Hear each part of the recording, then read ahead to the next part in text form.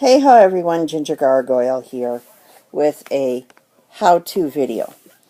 Now, you might remember that I purchased these coin envelopes, the #1 envelopes from Walmart. They were like $6 for this entire container of 100, which doesn't seem like a lot. It comes out to be like 6 cents an envelope.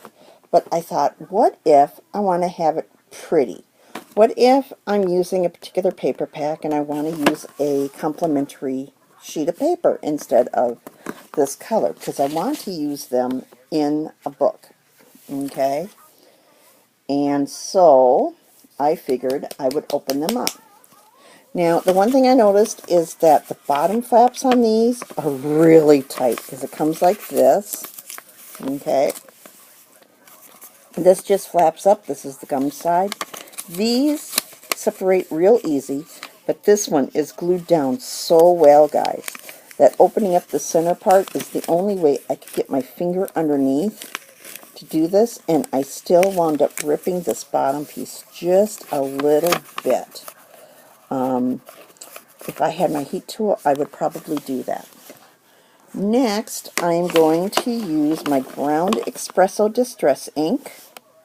Okay, and I'm going to highlight the edges. So let's see if I can do that on the camera.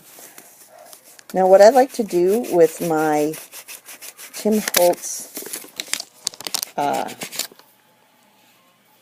Holtz thing is I like to huff on the pad because it reactivates that ink since these are water soluble, and then that way I don't have to use quite so much from my pad. Okay, and I'm actually going to do both sides because I'm not sure which side I'm more likely to use. And I'm going to come all the way down and do the edges on the flaps, since it's just a straight edge down. I'm actually going to do both sides a little differently, okay? And I'm going to do the same thing here, but these are just the basic steps. Okay.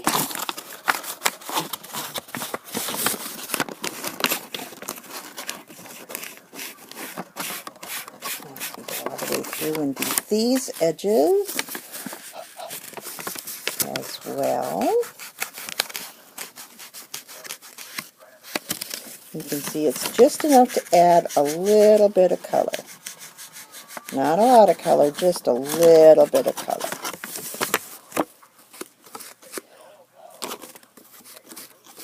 Just enough to make it easier to see when I am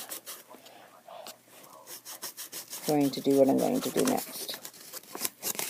Alright, so that's this side. It's real easy, real quick, one and done.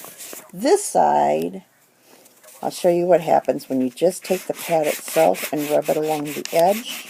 I do this side of that flap and this side of that flap down along the edge of the side here and the side here, and it comes out like that. It's a much crisper look. It's a little harder on the pad because since you're drawing it against the pad itself, I don't know if I've got any wear and tear. It will actually start cutting the strands on the thread. I'm going to do these edges as long as I've got them there. This bottom one is real hard to do because this one is real flimsy, guys. So as soon as I get this done, I'll show you what I'm going to do next. Okay.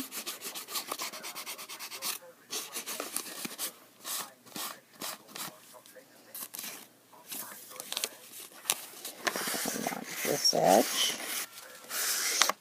This is a really weird angle for you guys, and I am so sorry, but I don't have an overhead to put my iPad on so that I can get a better recording of this.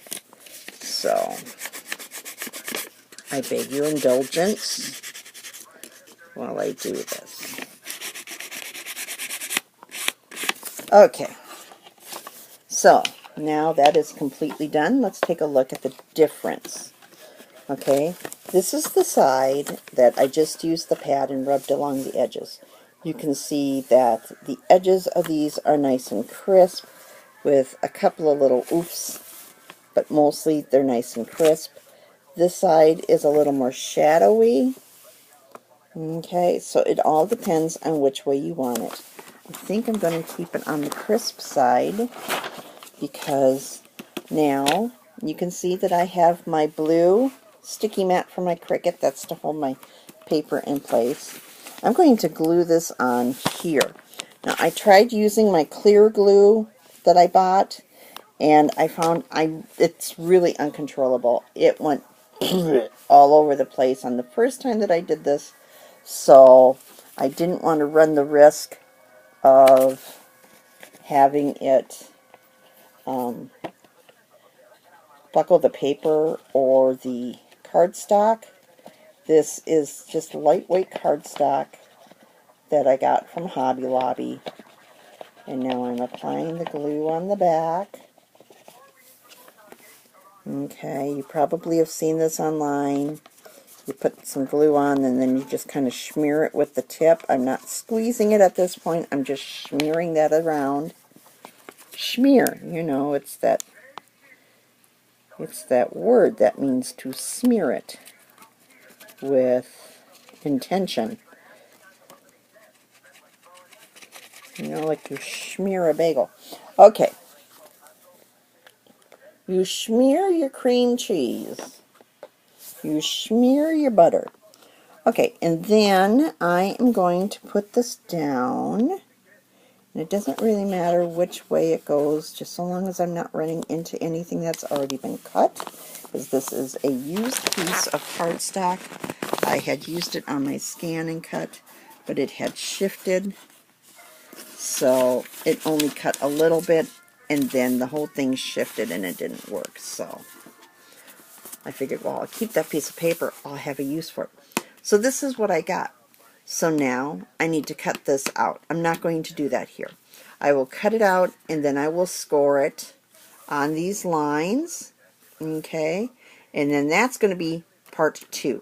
But this is part 1 of my coin envelope. And once I get this cut out, I'm going to label this as a coin envelope number 1. Okay, guys? I will see you next time when this gets all cut out and I'm ready to score it. Okay, guys? Bye-bye.